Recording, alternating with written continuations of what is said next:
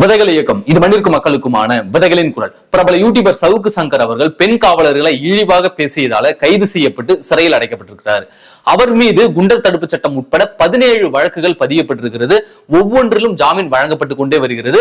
குண்டர் தடுப்பு சட்டத்தையும் ரத்து செய்திருக்கிறார்கள் சென்னை உயர்நீதிமன்ற நீதிபதிகள் எஸ்.எம். சுப்பிரமணியம் மற்றும் சிவஞானம் இரு நீதிபதிகளும். சவுக்கு சங்கர் மீது போடப்பட்டுள்ள இந்த குண்டர் தடுப்பு சட்டம் என்பது அவசர கதியில போடப்பட்டது அப்படின்னு சொல்லி ரத்து பண்ணியிருக்கிறாங்க.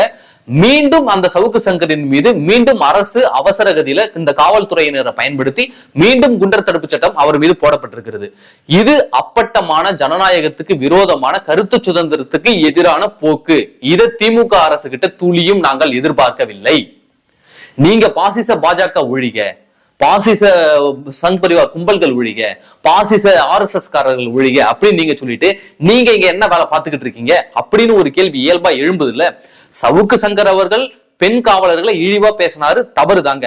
அவரின் மீது சாதாரண இந்திய தண்டனை சட்டத்தின் மூலமே அவர் மீது நடவடிக்கை எடுக்கலாம். அதன் மூலமே அவரை நீங்க கைது பண்ணிருக்கலாம். ஆனால் வன்மம் மிகுந்த போக்கோடு அவர் தொடர்ச்சியாக ஆளுங்கட்சியை விமர்சிச்சுட்டு இருக்காரு, ஆளுங்கட்சிக்கு எதிராக பேசிக்கிட்டு இருக்காரு என்ற ஒரே காரணத்திற்காக அவரின் மீது போலியாக புனையப்பட்ட வழக்குகளின் மூலமாக இன்றைக்கு அவர் மீது குண்டர் தடுப்பு சட்டம் போடப்பட்டு அதை சென்னை உயர் நீதிமன்றம் ரத்து பண்ணிருக்கு. நீங்க அவசர கதியில போட்டிருக்கீங்க, இது தவறான குண்டர் சட்டம் அப்படின்னு சொல்லிட்டு ரத்து பண்ணிருக்கு. பல குண்டர் தடுப்பு சட்டங்கள் தமிழகம் உட்பட இந்தியா முழுக்கவுமே சரி, இந்தியா முழுக்குமே பல குண்டர் தடுப்பு சட்டங்கள் இங்க தவறாக போடப்பட்டிருக்கு, போலியாக போடப்பட்டு இருக்கு. பல நீதிமன்றங்கள் அதை உடைத்து விட்டு இருக்குது. அப்ப அது போன்ற ஒரு செயலை தான் இன்றைக்கு காவல்துறையினர் அவசர கதியில போட்டு இன்னைக்கு சவுக்கு சங்கர் மீது அந்த குண்டர் சட்டத்தை சென்னை உயர்நீதிமன்ற நீதிபதிகள் ரத்து பண்ணியிருக்காங்க. அது ரத்து பண்ணி 2 நாள் கூட ஆகல, அதுக்குள்ள மீண்டும் மற்றொரு குண்டர் தடுப்பு சட்டத்தை இந்த தேனி மாவட்ட SP அவர்கள் மாவட்ட ஆட்சியருக்கு பரிந்துரைத்ததன் பேரில் தேனி மாவட்ட காவல்துறையினர் கஞ்சா வைத்திருந்ததற்காக மீண்டும் ஒரு குண்டர் தடுப்பு சட்டத்தை சவுக்கு சங்கர் மீது போடப்பட்டிருக்கு.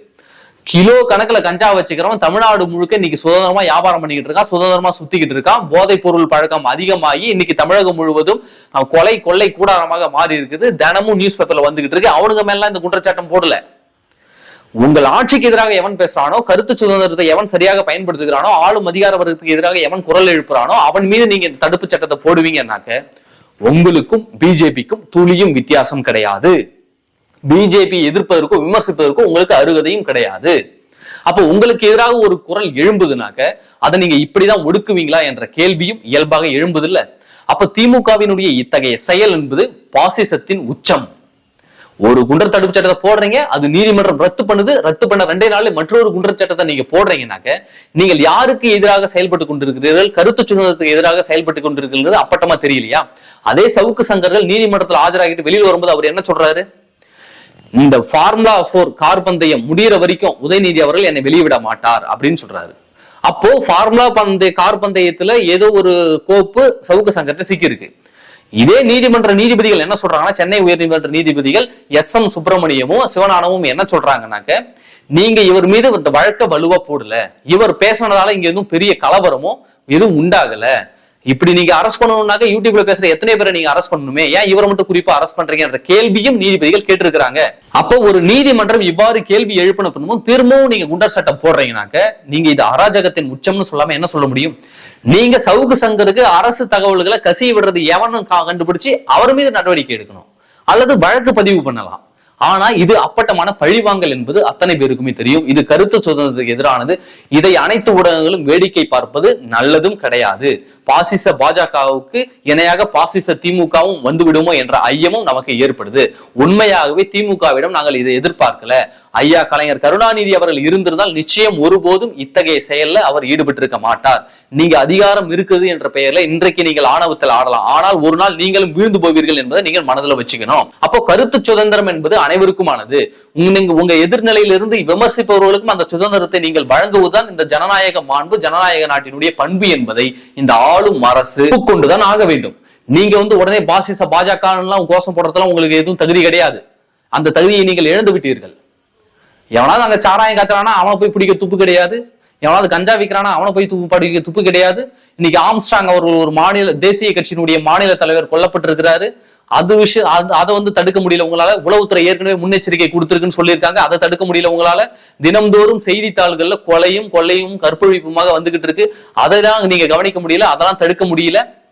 உங்கள் ஆட்சிக்கு எதிராக ஒருவன் பேசுகிறான் என்றால், ஊழலை அம்பலப்படுத்துகிறான் என்றால் அவன் மீது நீங்க வழக்கு தொடுப்பீங்க, அவனை முடக்கி வைப்பீங்க, அவனுடைய குரல்களை ஒடுக்குவீங்கன்னாக்க உங்களுக்கும் பாஜகவுக்கும் துளியும் வித்தியாசம் கிடையாது. நீங்களும் பாஜகவும் முன்னுதான். பாசிச திமுக ஒழிக, பாசிச பாஜக ஒழிக என்பதுதான் அடுத்த குரலாக ஒலிக்கும். எனவே இந்த திமுக அரசு விழித்துக் கொள்ள வேண்டும்.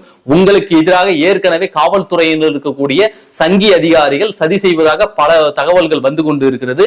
இந்த சமயத்துல நீங்க இது போன்ற கீழ்த்தரமான வழக்குகளை பதிவு செய்வதன் மூலமாக, ஒரு ஜனநாயக குரலை ஒடுக்குவதன் மூலமாக உங்களுடைய பிம்பம் தான் உடைந்து போகுமே தவிர வேறொன்றும் கிடையாது.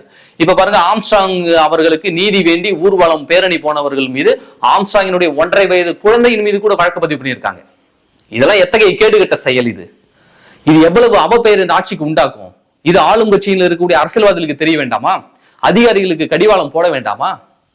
அப்போ திமுக அரசு அதிகாரத்தின் உச்சியில், அதிகார மமத போதையில் ஆடிக்கிட்டு இருக்கு. நீங்க 10 வருஷம் ஆட்சியில் இல்லாம இருந்தது உங்களுக்கு தெரியும். மேலும் இது போன்ற தவறுகளை நீங்கள் செய்யும் போது ஆட்சி கட்டிலிருந்து உங்களை அகற்றுவது தமிழக மக்களின் கடமையாக மாறிவிடும். எனவே இந்த எதேச்சதிகார போக்க இந்த தமிழக அரசு கைவிட வேண்டும் என்பதை நாங்க வேண்டுகோளா வைக்கிறோம். சவுக்கு சங்கரின் மீது இது போன்ற போடப்படக்கூடிய பொய் வழக்குகள், குண்டர் சட்டங்கள் நிச்சயம் நீதிமன்றத்தால் உடைக்கப்படும் என்பதில் எந்த விதமான சந்தேகம் கிடையாது. நன்றி.